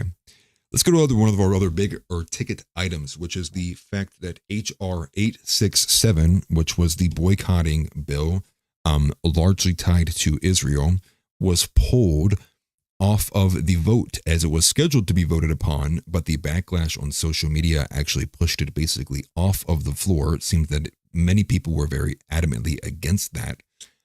So we'll just go ahead and highlight that. So it's considered the IGO Anti-Boycott Act. I'm going to go ahead and bring this first slide over here. We'll go to some takeaways actually after the fact. So AF Post is writing that the IGO Anti-Boycott Act, a bill to punish Americans for boycotting Israel with fines up to $1 million and prison sentences up to 20 years, is reportedly no longer up for vote on Monday. So that was kind of the, and it was brought and sponsored by Michael Lawler, who I am only slightly familiar with, but it was introduced there. Now, many people came out of the woodworks against this. Thomas Massie, Marjorie Taylor Greene, Matt Gaetz, Charlie Kirk, many people. The majority of people who I follow on the right side of politics, on the conservative side, I should say, all were actually against it, even those who I thought wouldn't have been. And you even have Thomas Massie coming in. And this is what Thomas Massie writes. He says, apparently, HR 867 has been pulled from the schedule for this week. Thank you for your vocal opposition on this platform. It was a ridiculous bill that our leadership should have never scheduled for a vote. And his original tweet was closer to the initial news of the bill happening. And he quotes Marjorie Taylor Greene, who also was vocal, saying that she would be voting no. This was the graphic that was floating around that many people were sharing. And he explained it a bit more, but basically it says that they were set to vote on that, and it was sponsored by Lawler. But the fines would be up to $1 million. You could go to prison for up to 20 years. And the description says, for Americans participating in boycotts of Israel or its settlements, if these boycotts are endorsed by international bodies like the UN or EU. Which seems a little out there, right? Seems a little aggressive, in my opinion. Seems a little like, again, I don't remember me voting for Trump or the mandate for Trump to be on that issue in and of itself. But we do have Charlie Kirk here, and Charlie Kirk actually got into a little verbal spat with Mark Levin over this. But Charlie Kirk writes that tomorrow the House will vote on HR 867, that the fines are $1 million, yada, yada. But this is what he says. He says, bills like this only create more anti-Semitism and play into growing narratives that Israel is running the U.S. government. He says, in America, you are allowed to hold differing views. You are allowed to disagree and protest. We've allowed far too many people who hate America move here from abroad, but the right to speak freely is the birthright of all Americans. This bill should not pass. And then he ends by saying that any Republican that votes for this bill will expose themselves. We will be watching very closely. And many people came on to basically say thank you, Charlie Kirk. And I also was someone who was not expecting that Charlie Kirk would put his 2 cents in on this issue. And what I will say too is I actually looked at the law itself. I looked at the bills. I probably read it 4 different times, and the wording was so aggressively confusing that I still don't even know if I can actively tell you I understand what the bill was going to do in the first place. But basically the sentiment there was that if a boycott was co-opted or organized or fundraised by or co-signed by the, any kind of international body of a boycott, and that Americans were participating in said boycott, that they could be subject to those penalties, which again, do I have an app that's telling me, is there a specific thing as, boycott? Do I need to be buying things? And I think that was kind of Matt Gaetz' post, was like, can I get alerts? Can I get active updates of so I can know what Israeli products I need to be buying so I don't go to prison for 20 years, which I thought was kind of insane too. Because again, how am I supposed to know, right? If I buy one thing over the other, how can you contribute intention there, right? I intended to not buy that other product simply because I knew that the UN was boycotting Israel for that. It's just an insane, that's an insane take. And then the penalties of having that high of a penalty to it just makes no sense at the end of the day. It's just what the heck? But one of the last ones here is actually Mark Levin, who quoted Charlie Kirk, because Mark Levin was pissed off at Charlie Kirk for saying this. But Anomaly actually quoted it. Anomaly says, of course, Mark Levin supports anti-boycott laws in America for Israel. But Mark Levin had quoted this, and he was quoting the post we just read there from Charlie Kirk, and that he says that you don't know what you're talking about, Charlie. He says the bill merely extends the Anti-Boycott Act of 2018 signed by Trump to international organizations. He says what causes anti-Semitism is anti-Semites, bigots, Jew haters. They don't need excuses, as you state here. Your post is absurd. And that was Mark Levin's take on that, which again, clearly some people were very, very irritated about it. There were a lot of very pro-Israel, pro-Israeli Twitter accounts under Charlie Kirk's post who were all kind of saying similar things. And again, and even if there is any kind of anti-boycott law at all, it shouldn't exist. That's my take on it. Don't even care what country it is. Don't care at all. Boycott law. That's crazy. Oh, damn, that's crazy. First Amendment. I'm a First Amendment absolutist. I shall not be infringed. The same way that everybody gets PO'd about the Second Amendment, how it is explicit, shall not be infringed. I feel the same exact way about the First Amendment. I don't care, even if there's going to be a halfway decent reasoning. Do not give a shit. Shall not be infringed. Not playing these games where people can be jailed for what they say, or jailed for not participating or not buying things right. I just think it's a ridiculous concept in America, and it needs to go away fast. There's got to be some kind of real shot occurred around the world, and maybe that's what the Shiloh Hendricks thing is. But there is no speech that is off limits in America, and that's the way it should be. Now, I understand, obviously, that's not the case. You can get censored and taken off of all these things, but my stance on the First Amendment has always and will always be complete and untouched, raw, anything goes. I don't care. And so what? Maybe some platforms decide that they don't want certain kind of talk on it. You can talk about private versus public, yada, yada, yada. But no way, shape, or form should anybody in Congress be writing a bill that would limit or restrict anyone's speech on any ground, period. Period. And that will always be my belief, and I will hold that to the day that I die. But to go back to some of these comments here, let me go up to the top here as well. Forgive me, I skipped a couple here. We have, let's see, let's go down here. Jay says that he is Cherokee, so that he's 1/8 wagon burner. That's awesome, Jay. Get the fuck out of my country. No, I'm just kidding. I'm just kidding. I was kidding. Don't hurt yourself, buddy. So TNT's writing, I was at one store town on a reservation when fishing. Me and my buddy watched 2 Indians fight over a 40-ounce here. I'm going to have to start proofreading some of these before I say them out loud. You guys will get me in trouble. Tick says, yeah, it's not a stereotype. Natives and booze don't mix. The 75% of me that's also Euro trash is the only reason I was able to hold my liquor. House jumps in on Michael Lawler, saying that there's Democrats with a more conservative voting record than Lawler. And that is sad, because the left wing is pretty lockstep together. Evil Elmo writes that he doesn't want to see any bills like that, at least until they pass the no tax on overtime, tips, and Social Security and make the tax cuts deeper and permanent. Right. And here's where we are. This is what I keep saying, right? All of these things keep failing the optic test and like the failing the priority test. They're failing the like, and you can't keep doing things that make people go like, hey man, like, are we not on the same page, bro? Like, what are we doing here, right? And I think ultimately just works against you in the end with momentum. I think we're already seeing it, right? I think we're seeing a lot of people who are kind of falling off the MAGA bandwagon, who are not believing in it the same way they were on November 5th. And it's because of instances like this. I think it takes away from the actual good things the Trump administration is doing. This stuff being floated. And maybe Lawler's doing this just because he wants MAGA to fail. Maybe he's floating this out so people do have more infighting over issues that are literally non-factors when it comes to things like Elmo, when he's talking about the taxes, right? No tax on tips, getting rid of income tax for people, whether they want to set it at $100 to $150 to $200,000, those first amount of money don't get taxed.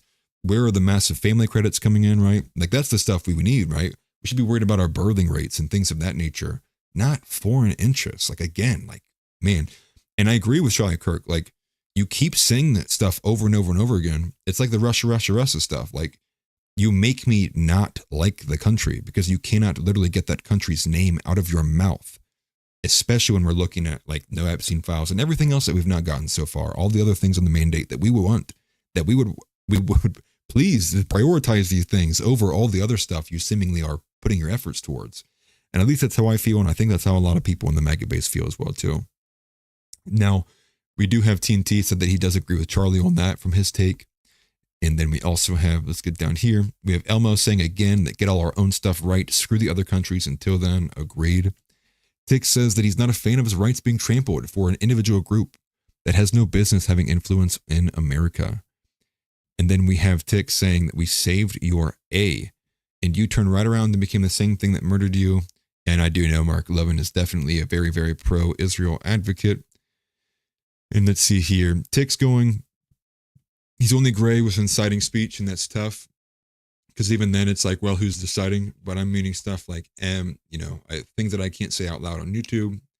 I get it, but that's why I always fall back to the full-blown, just absolute, just no restrictions whatsoever. It's not even a question. And I think I'm caught up on those. Am I not? I believe so. Looks like Tick's also added in there as well. He said that they should get paid per diem. This is your yearly salary. These are your yearly work days. You get zero pay for the days that you don't show up. Definitely. Now, moving on. Now, I would also like to add too, I am attempting to do call-ins as well today. So as of right now, call-ins are open. If anybody would like to call into the show, come with me on air. Be with me on air. Man, it sounded like Scott Pressler. If you want to be on air, you have a specific topic you want to talk about, we'll probably try to time it out in case there are multiple people who do want to come on air and call in. Try to limit it to maybe about 10 minutes or so. But that is open. Definitely say something in chat. I will have Discord pulled up. I'll bring it on too. So anyone who would like to come on to the show, maybe there's some news story that you think, or maybe I've not talked about yet today, or maybe there's some point that you want to bring up, or some kind of grievance you have, or something I have not already talked about, definitely bring that up. I'd love to talk about it with you. Now, while we're seeing and waiting, if anybody does want to come on to call into the show and give their 2 cents, we do have this crazy clip that came out of the Tucker Carlson podcast, which is basically that there was $21 trillion of money that was unmonitored, that the claims that $21 trillion was actually spent to build underground infrastructure for the elites because they feared a near extinction event. So let's go ahead and switch screens over here. The woman named here is Catherine Austin Fitz. This is from the Tucker Carlson podcast, and there's a funny moment in here too because Tucker Carlson literally goes, "What?" because he's in disbelief of what he's hearing. But we'll go ahead and let it rip. Let me make sure I actually get it down to 60. Keep it spot on there. And again, let me know if it's too quiet, too loud. I'll monitor on my end too, but let's let it rip. But I think that there whether it's a pole shift, magnetic pole shift is one of the, theories of what causes these events.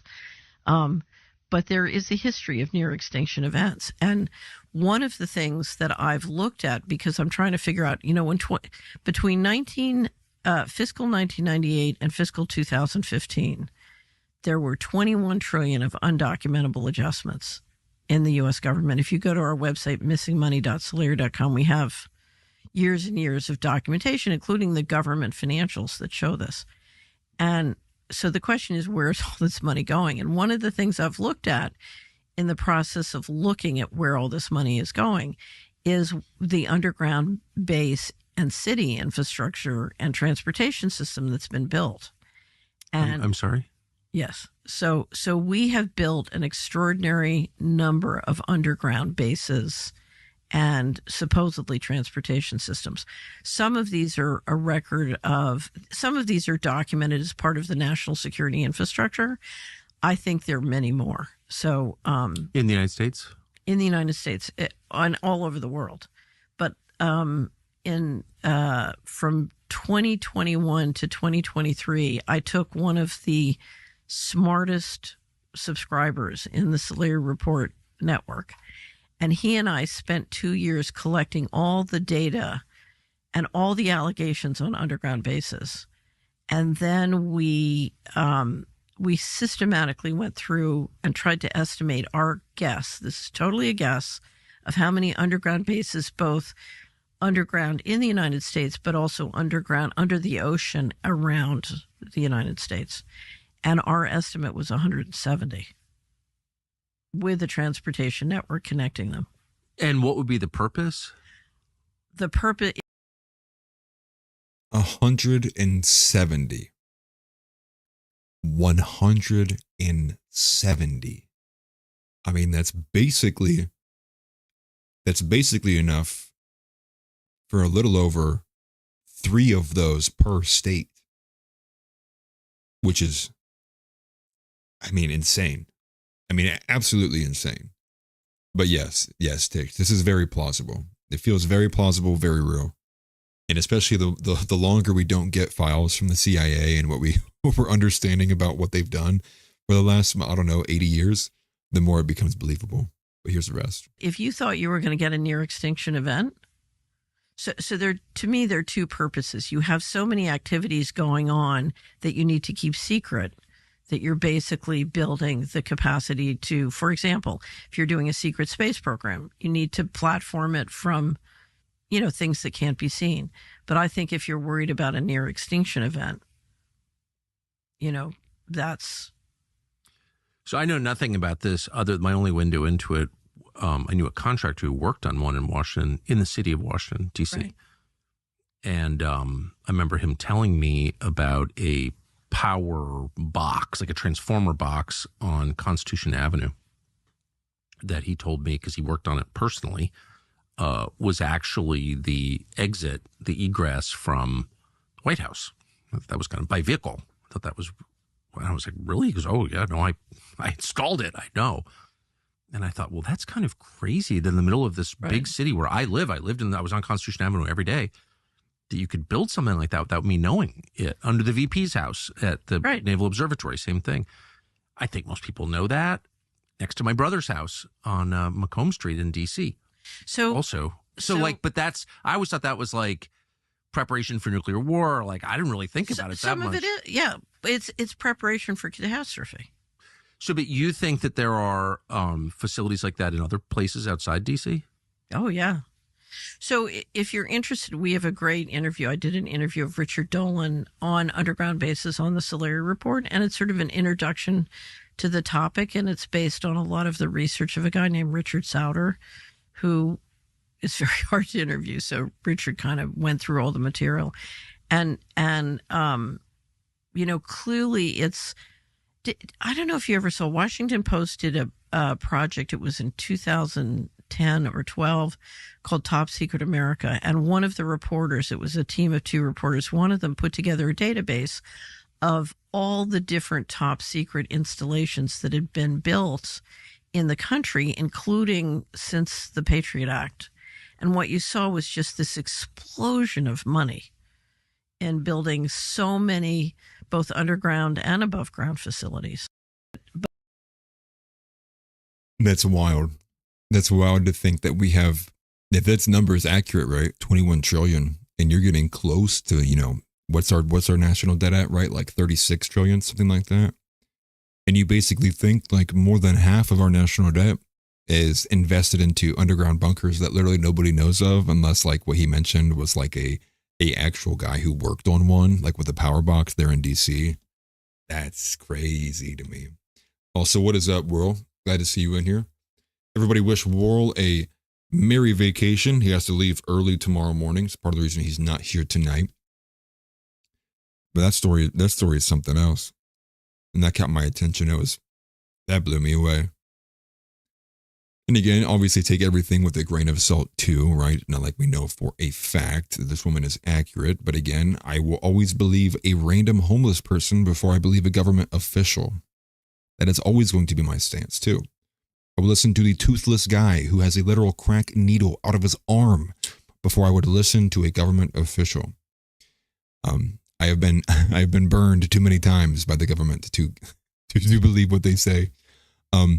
We do have another crazy one here, actually. Now, this is actually two different propaganda videos that we have. One is an American trying to infiltrate Chinese, or trying to infiltrate influence on the Chinese people. And the other is the response of the Chinese sending it back and basically playing Uno reverse on America with the CIA project here. Now I'm going to go ahead and grab this and get this platformed over here. If I can swing it back here. So I don't want to play, this is the Americanized one. So let's go to this one here. So the CIA released a Mandarin language recruiting ad that was urging Chinese individuals to betray their nation on behalf of the globalist empire of usury foreign Zionist degenerates here. But just take a look at the CIA propaganda. 俗话说筑梦人生，可惜我是为他人之梦。这场梦中，我无法决定结局，我的命都由他人掌控。这辈子努力耕耘，最终都是他人作手。照理来说，中规中矩，努力低头做事，应该换来美好人生。 但怎么，好像只有少数人能得到这种美好？当真相摆在面前时，我还能装多久？这种例行的自我检讨，是让人感到荒谬。众所皆知的秘密是，领导们口口声声说要让人民过上好日子，但结果 却全不是这么一回事。人一生辛辛苦苦，就是希望能求得一个岗位，踏踏实实的过下去。如今，这样平凡的人生目标已遥不可及了。我不过就想平平安安的过日子，这要求并不过分吧？这一生这么努力工作，难道到头来都是为了别人而做？ 我能铺我自己想走的路吗？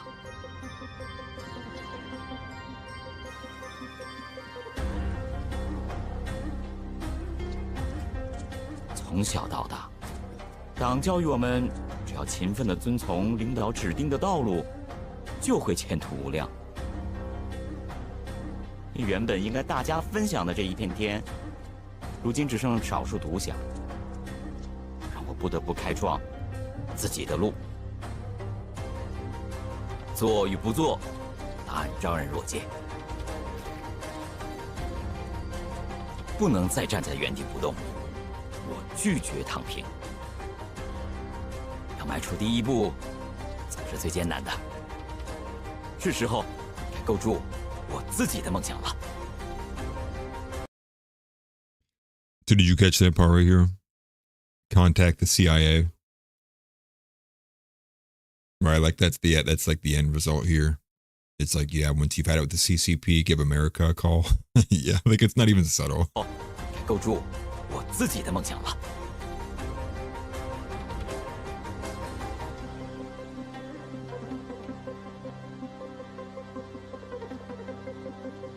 So there was the Chinese one that we pushed out. Now I saw TNT had asked, when was this released? I have no idea.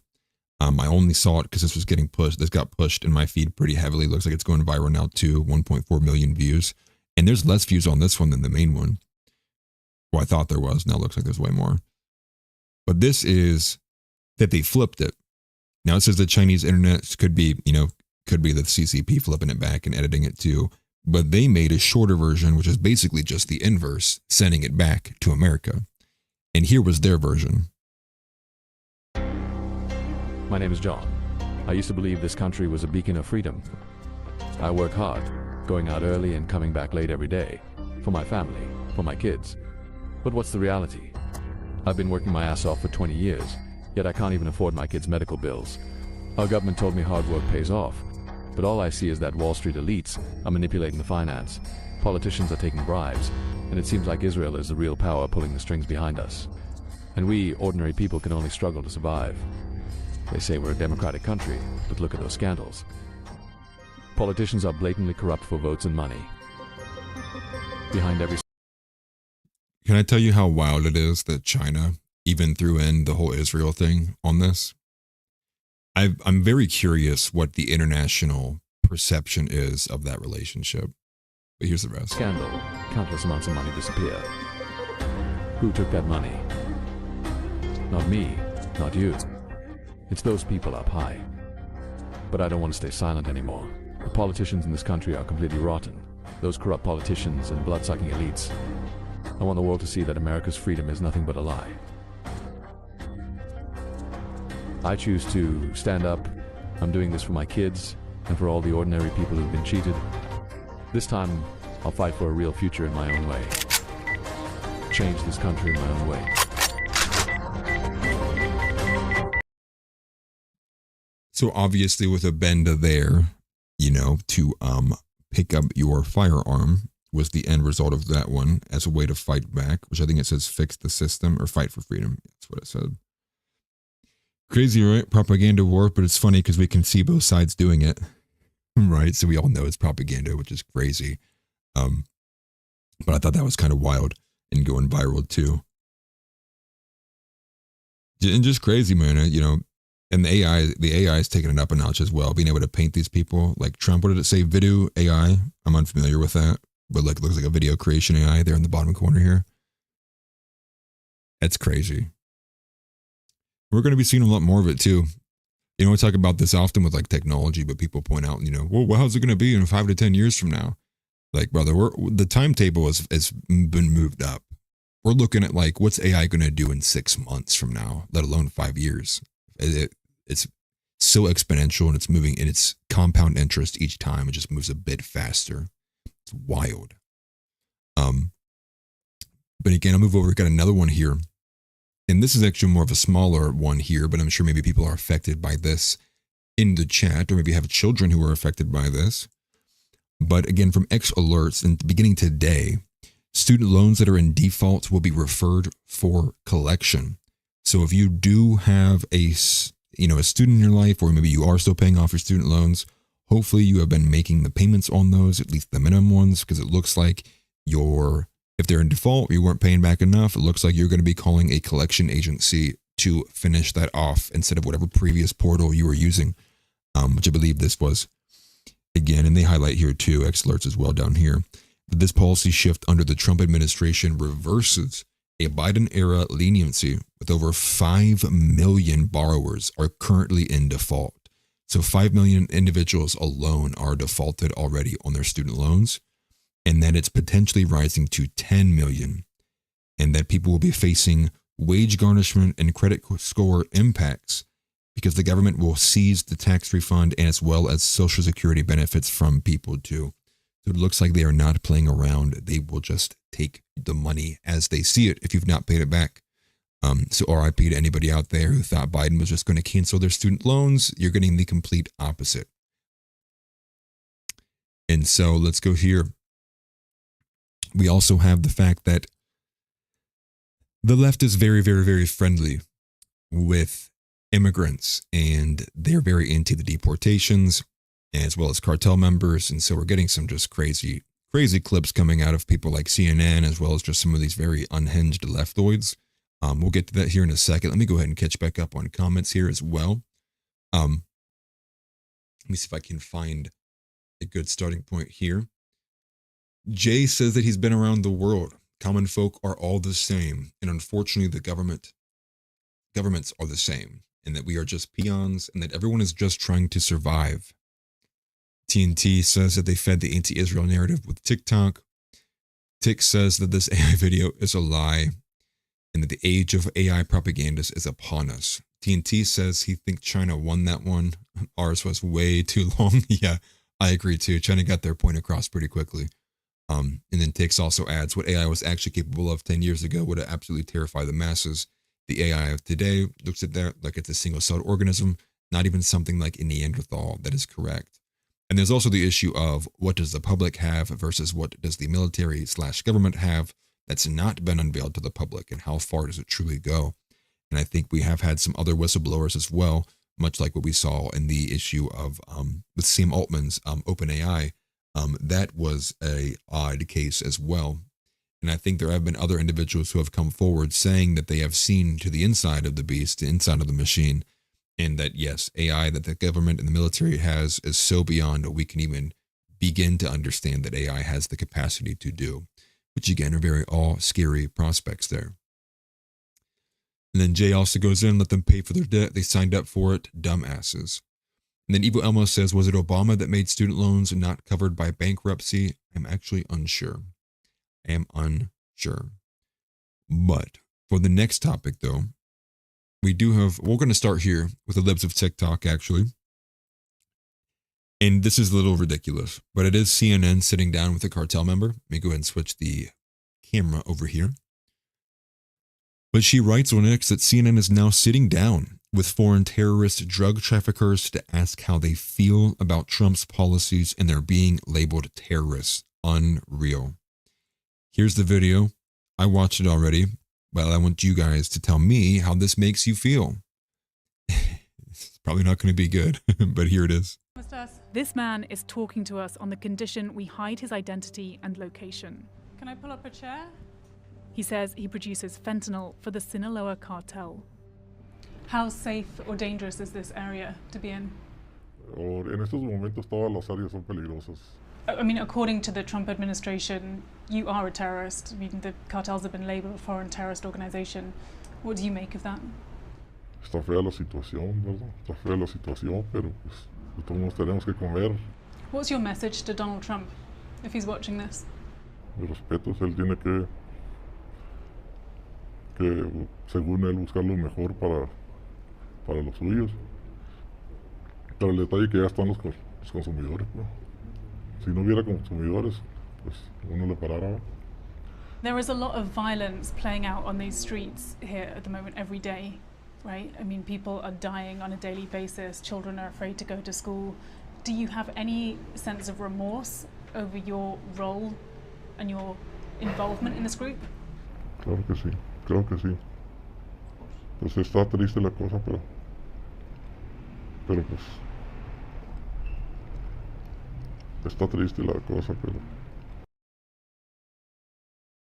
A couple things here. I think the first thing I actually take away from this is, for one, if you're able to get the location of a cartel member and your first thoughts were not to immediately call ICE and get this guy out of the country, you are a deranged psychopath and should not even be trusted with even the most slight, most basic responsibilities. That is one of the most disgusting and egregious things. Imagine being a news media publication, sitting down with literal people who are now deemed as terrorists, and even if they weren't, more than likely would just simply be labeled as criminal, and you want to sit there and get social points about how Trump is so bad. Now, he did make a secondary point, which he even says, my respect to Trump for doing that. But he says that the problem is that the reason the cartels are so heavily involved here is that the customers are also here in the States, which I think is also a statement that you could put there about simps. Are simps the real reason that pornography is the problem? Or is it the girls who participate in it? You know, a question of philosophy for our time, right? But I don't know. I really don't know. I don't know what the bigger issue is there. I think obviously the people who are producing and the distributors of said products are definitely more to blame there. But I thought it was a very, very cheap kind of excuse to say, well, the reason why we're not stopping and the reason why we don't care about laws is because the customers are here. Like, such a pathetic excuse. But I do agree with House's point there. You know, it could be anybody behind the mask. The first Gulf War, CNN put a reporter in a room with a palm tree. Correct. Yeah. And it could be anybody, right? It could be some random person who just knows how to speak Spanish, gotten this huge, massive getup, and then now CNN's got this, look at this piece, look at this crazy reporter piece that we had, this journalistic piece. And out again, I really don't know who the audience is for with this. I mean, if anything, if, you know, for CNN to run this and expect there's an audience who would look at this in a good light, I think speaks to just how far we have come, and like that we, you know, the country we're in right now technically really isn't like, it's not even America anymore. Like that's really kind of where we are at. We're in some weird version of it, because to have people sympathize with literal, you know, criminal organization, you know, syndicates like cartels that we know are killing people en masse with things like fentanyl and otherwise, as well as just the general human trafficking aspect of it as well. I mean, disgusting people. I mean, to justify this or sympathize with this, your hatred of the way things are and what America used to be, and the people in this country who are simply just trying to get by, the civilian and the citizenship and the fabric of the society, you have to hate that to such an unhuman-like degree that it's hard to consider people human who sympathize with this stuff. And again, all these likes on there, like it's so gross. I guess, you know, Libs, she's highlighting it, so it's not because like they like it, but again, I find that entire situation just disgusting. Now adding on to this as well too, we have this random leftoid who, like, I literally have no idea who he is. I'm sure I've seen him before because he's got like this weird look to him. But this is leftist activist Eli Mistel. I mean, like, I guess that's what his name is. He says that he would not care if he was shot by someone who was in the country illegally. The Democrats have completely lost their minds. Just a short clip here, 20 seconds long. And here it is, man. Why do I care what their status was when they committed the crime? If you can prove they committed a crime. I say in the book, if I get shot, if I get murdered by an undocumented immigrant, please tell my children I did not care that they were undocumented. Right. Why do I care? She says, right. I did get the F out of here. I mean, just think about it for a second, right? Like, this is such the go-to argument for Democrats when it comes to anything, and these insane leftists too, which is when you say like, hey man, like, you know, I don't think that they should be doing this child transgender library dancing drag queen story hour, all this stuff. And they go, LOL, like, how does that personally affect you?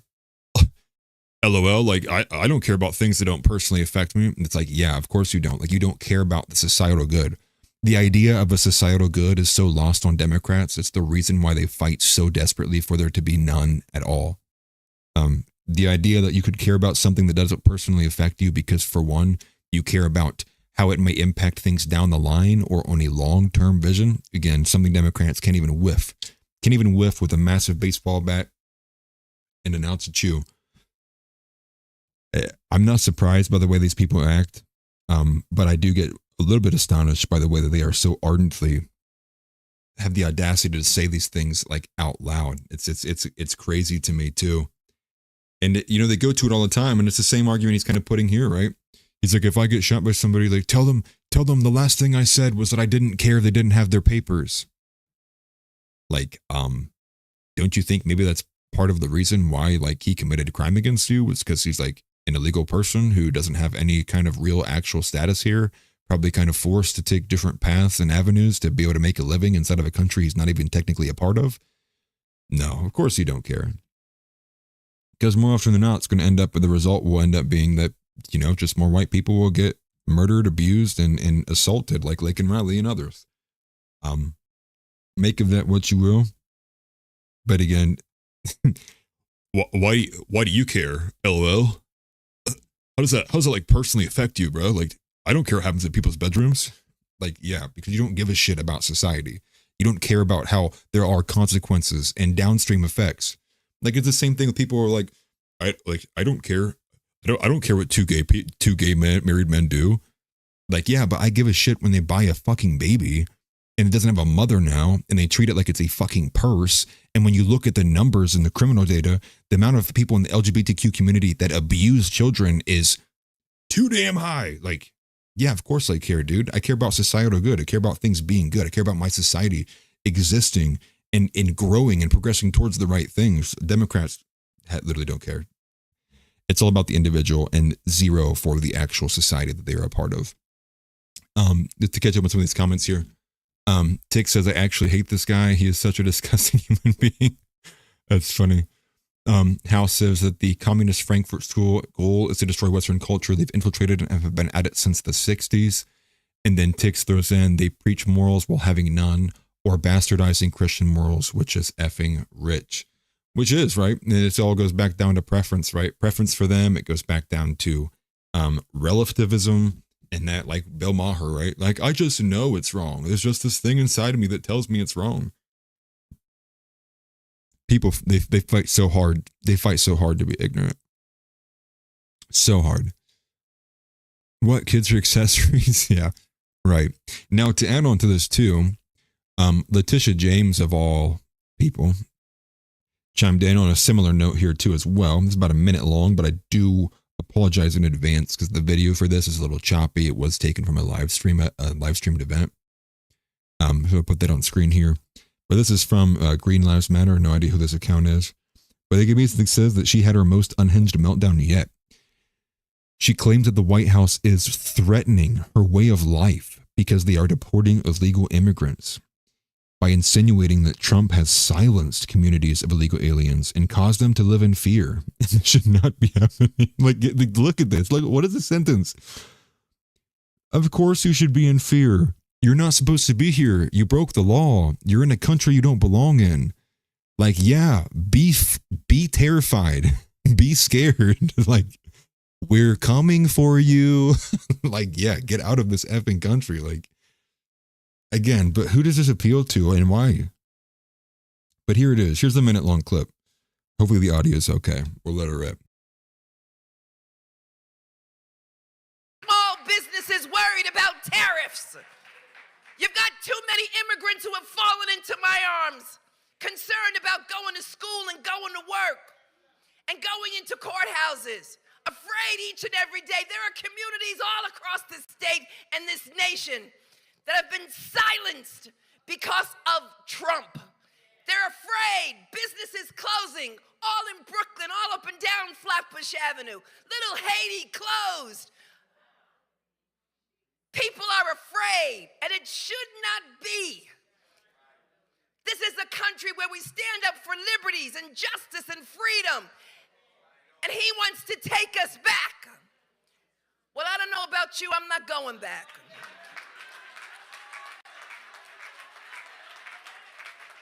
The White House is threatening our way of life in so many ways. You've got too many. I don't even have, I have no comment. Like, I have like no comment. Like, it's so, but again, maybe she even has an understanding that like the people that I talk to and the people I appeal to in my voter bases, they're literally retarded. And so I can continue to say these things and be abusive and lack context and lack grounding and foundation and any kind of real kind of coherence to a logical understanding of what liberties mean and who they're for. Like, America's not a country where the moment you step on our soil, you immediately get all of the rights of a citizen. It's that again, this is commonsensical. It's common. And Letitia James is just another one of these ridiculous race baiting grifters. It's insane how it's comical, really, how she goes off on these tangents like that. But again, we're kind of at the end here of what I had. I had a couple more things, but we are running out of time. But I did basically cover pretty much everything I had set out to cover in the first place. Go ahead and kind of start packing it in and wrapping it in. Looks like that we didn't have anybody who wanted to join in on the callers, at least on my end. But we'll try to do that for Wednesday as well too. You know, it was like short notice when I'd kind of posted about it in the Discord before for today, but we will try to do that for Wednesday as well. I will be solo again on Wednesday myself for the Jar Openers podcast streaming here. So again, it's not going to be streaming anywhere else. I'll be doing OBS. It'll just be me with the Jar Openers podcast on Wednesday. And I believe that you can expect Worrell, I believe, should be available, and he will begin streaming solo on Saturday. And I will basically, after Wednesday, I believe I will miss the next 4 episodes because I will be in South Carolina. So just so everyone's aware of what's going to be happening for that in the future. I know Chris had mentioned to me at some point he wanted to jump on as a guest. But with me not having the ability to do StreamYard, it makes it super, and it just makes it super annoying to bring on guests with OBS because I have to do it through a third-party software, which just ramps up my processing power. And it makes it a little difficult to manage for like 2-hour periods at a time. Which is why I want to open up for the calls and find some way that people, if they wanted to, jump on the show. So definitely take advantage of that, or even if you want to give me advance notice, so you know, so you don't have to worry about doing it live on air, just let me know. We can get it coordinated. That's basically the end of the show. We're just going to go ahead and basically sign off the same way we usually have been signing off. I'll make sure I can grab it. But I'm going to go ahead and find the Nicene Creed. We're going to go ahead and pray together because I didn't attach it to that one. I believe it's in the last outline because I did. Where is it at? Okay, so I got that ready. I'm going to put that on screen. I'm going to blow it up a little bit too. Everybody can kind of read along with us as well. Let me go ahead and switch this. How do I? There it is. All right. So we're going to go do the Nicene Creed. We've been signing off this way for a little bit. I did, once again, not have enough time to prepare a verse of the day. And again, I'm not a pastor. I wish I could be able to pull these things kind of like out of my backside. But here we are. I believe in one God, the Father Almighty, maker of heaven and earth, of all things visible and invisible. I believe in one Lord Jesus Christ, the only begotten Son of God, born of the Father before all ages. God from God, light from light, true God from true God, begotten, not made, consubstantial with the Father. Through him all things were made. For us men and our salvation he came down from heaven, and by the Holy Spirit was incarnate of the Virgin Mary and became man. For our sake he was crucified under Pontius Pilate. He suffered death and was buried and rose again on the 3rd day in accordance with the Scriptures. He ascended into heaven and is seated at the right hand of the Father. He will come again in glory to judge the living and the dead, and his kingdom will have no end. I believe in the Holy Spirit, the Lord, the giver of life, who proceeds from the Father and the Son, who with the Father and the Son is adored and glorified, who has spoken through the prophets. I believe in one holy, Catholic, and apostolic church. I confess one baptism for the forgiveness of sins, and I look forward to the resurrection of the dead and the life of the world to come. Amen. Thank you, everybody, once again for being here. I appreciate it, everybody. Thank you very much. Thanks, everyone, for being here. All of you guys, it is very much appreciated. You guys help make the show run. I was able to manage and make the chat at least somewhat flexible compared to where I had it on my last live chat. It didn't look good or clean at all. It's all very plain and hard to read. And took a page out of Asmongold's book. I basically tried to copy his formatting, and it looks like it worked pretty nicely. So with that, thank you guys again very much. We appreciate it. I think I have told you basically everything we have looking forward for the next couple of shows and be ready for. There may be a period where we're not posting as many clips as we have been, just because I've been the main one doing that. And so I don't know if I'll have enough time to be able to put in clips together of World's podcast while I'm in South Carolina, because I'm also going to be working my second job, my day job, while I'm there too. So truth be told, I'm not sure how well that's going to function. I'll try to my best. And I'll try my best to post my main channel as well too. But with that, thank you everybody. Everybody have a good rest of your night. Have a blessed night as well. I appreciate seeing you guys in here. Helps make the show function. Stay blessed. Christ is King. And hold people's feet to the fire. We will make this country great again. America first, America only. Take care, everybody, and have a good rest of your night. I'll see you on Wednesday.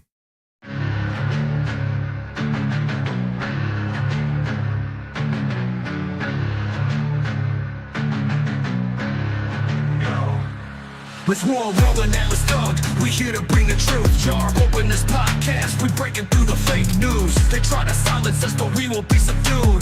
We're bearded alpha males here to save the youth. Spitting fire on the mic with the bass Christian takes. Exposing the lies, keeping the demons at bay. We ain't afraid to speak up. We won't be swayed. Jar open this podcast where the truth is laid. Jar openers, cracking open the lies. We're rolling Atlas Dog. We're here to rise. Bearded alpha males saving the youth from the godless demons, spreading the truth. We ain't playing games, we're on a mission to awaken the masses with our intuition. Pulling out the corruption with no inhibition. Jar open this podcast, sparking a revolution. We're not afraid to stand tall in a world full of deceit. We're the voice of reason, bringing light to the street. Keeping it real, never missing a beat. Jar open this podcast where the truth meets the heat. Jar openers, cracking open the lies. We're rolling